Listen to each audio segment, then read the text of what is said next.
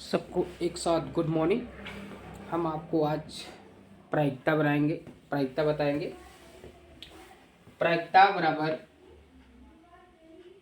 PE बराबर N E बटे N S. N E का मतलब है जो घटित होती और एन एस का मतलब होता है जो कुल होता है। जैसे सपोज करिए एक थैला है, एक थैले में हम 5 लाल गेंदों को इसमें हम डालते हैं और दूसरा 6 काला गेंद डालते हैं, काली गेंद को डालते हैं। और 6 काली गेंद को हम जब डालते हैं इसमें तो इसमें गेंद आ जाते हैं 6 काले, हमारे 6 काले गेंद होते हैं और 5 लाल गेंदें हैं। अगर पूछा जाए लाल गेंद की प्रायिकता क्या होगी, लाल घट्टा में लाल गेंद कितनी इस थैले में डाली गई थी? 5 गेंद। तो कुल गेंद कितना इसमें है हमारा? 5 4 9, अर्थात ये पूरा गेंद जो होती है वो हमारा कहलाएगा एनईएस। लाल गेंद की प्रायिकता, लाल गेंद की प्रायिकता अर्थात पी आर। अब एन आर, एन मतलब एन आर मतलब कि जो नंबर्स रेड का है, जितना लाल गेंद इसमें डाली गई है उसको हम एन आर बोलते हैं। और कुल गेंद कितना थैले में पड़ा है वही हमारा एनएस होता है। तो P R probability of red गेंद की है, तो कितना गेंद डाला गया था इसमें? 5। अब कुल गेंद कितना हमारा है? 6 और 5 ये है और 6 आपका काला है, तो हमारी प्रोबेबिलिटी 5/11 आएगी। इसी प्रकार अगर हम देखते हैं कि नेक्स्ट सवाल पर हम चलते हैं, हमारा आता है कि अगर नीली गेंद काली गेंद पे था, अगर हम एक सिक्का लेते हैं, एक सिक्का लेते हैं तो सिक्के पर हेड होता है और ये दूसरे मतलब उसी सिक्के पर टेल भी होता है। अगर इसको उछाला जाए तो भैया अगर उछालेंगे तो एक ही आएगा, दोनों तो आएगा नहीं क्योंकि एक ही सिक्का उछाला है। तो चाहे आपका हेड आ सकता है और चाहे आपका टेल भी आ सकता है। कुल स्थिति जो आपकी होगी एनईएस की होगी जो 2 ही होगी। अगर हेड की प्रायिकता पूछता है तो पी एच बराबर एच एक ही बार आता है, तो पी अर्थात एन ई मतलब घटना घटने की और एनईएस मतलब कुल घटना जो होती है।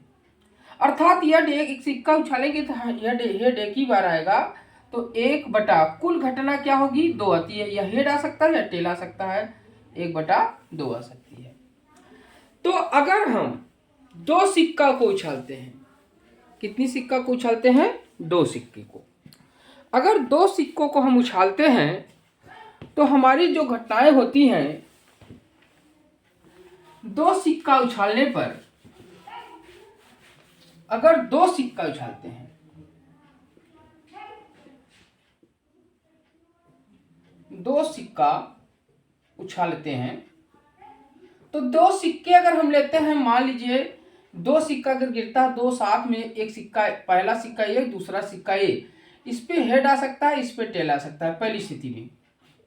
अगर हम फिर कह दें तो दोनों पर हेड आ सकता है। और तीसरी में कुल कितनी है? अब हेड टेल भी आ सकता है। पहले फेड आ दूसरे पे टेल भी आ सकता है, या पहले टेल दूसरे फेड आ सकता है। और तीसरे पर अगर कहें तो क्या हम टेल टेल भी नहीं आ सकता, ये भी आ सकता है। अगर दो सिक्का उछाला जाए तो उसकी कुल स्थिति बनती है 1 2 3 और 4, अर्थात एस की वैल्यू आपकी हो जाएगी 4। अगर कह दिया जाए हेड आने की प्रायिकता कीजिए, हेड हेड की जो घटना घटी, हेड आने की प्रायिकता, एक हेड आने की प्रायिकता, एक हेड इसमें भी आ सकता है, इसमें भी आ सकता है, इसमें आ सकता है, एक हेड लेने की प्रायिकता है। तो एन ई का मान जो होगा आपका 3 हो जाएगा। केवल हेड आने की प्रायिकता करके तो आपका केवल एक ही हेड आएगा, एन ई बराबर तब 2 1 ले लेंगे तो 1/4 हो जाएगी।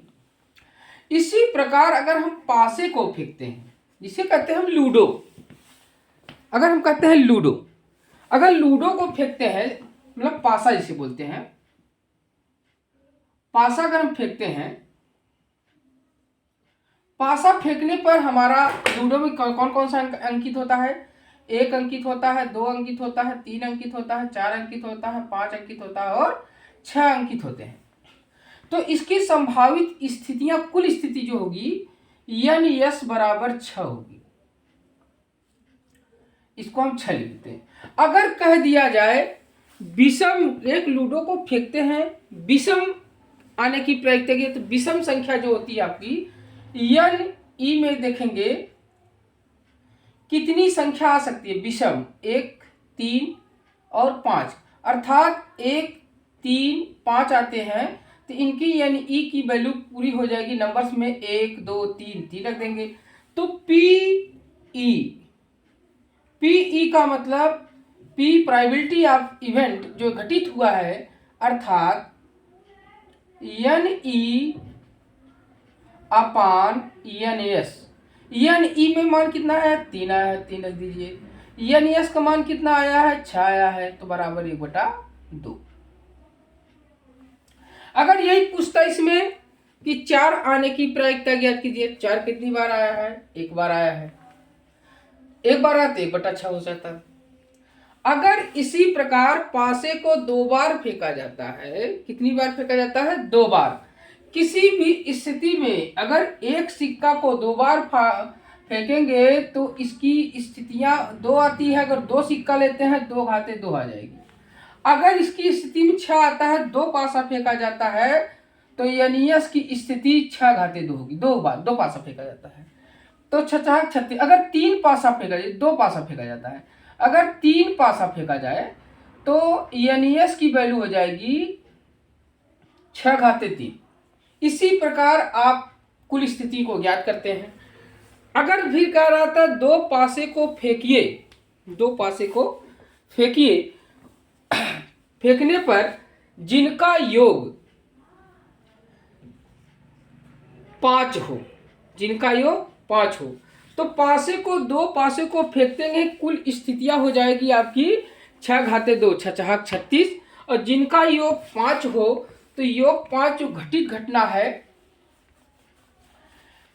जिनका योग 5 होकर कह दिया, जिनका योग 5 हो। अच्छा, 5 होने का शर्त भी रखा है, तो आप रखते हैं 1 4 रख सकते हैं, 4 1 रख सकते हैं, मतलब पासा 2 है, एक पे 1 संख्या है, दूसरे पे 4 है, फेंका गया है। और ये स्थिति आपकी पहली स्थिति में 1 4 हो सकता है, दूसरी 4 1 हो सकता है, तीसरी में 3 2 हो सकता है, दूसरी में 2 3 हो सकता है। 1 4 4 1 3 2 2 3, ये आपके जो यानी घटना होगी, एन ई का वैल्यू देखिए 4 1 2 3 4, अर्थात 4। कुल स्थिति आपकी कितनी है? 2 बार फेंके हैं, तो एस की वैल्यू जो हो गई 36। तो पीई की वैल्यू अगर निकालेंगे आप तो हो जाएगा 4/36 बराबर 1/9। यह आपका आंसर। इसी प्रकार हम लोग चलते हैं ए यूनियन बी में। अब ये पासा हो गया।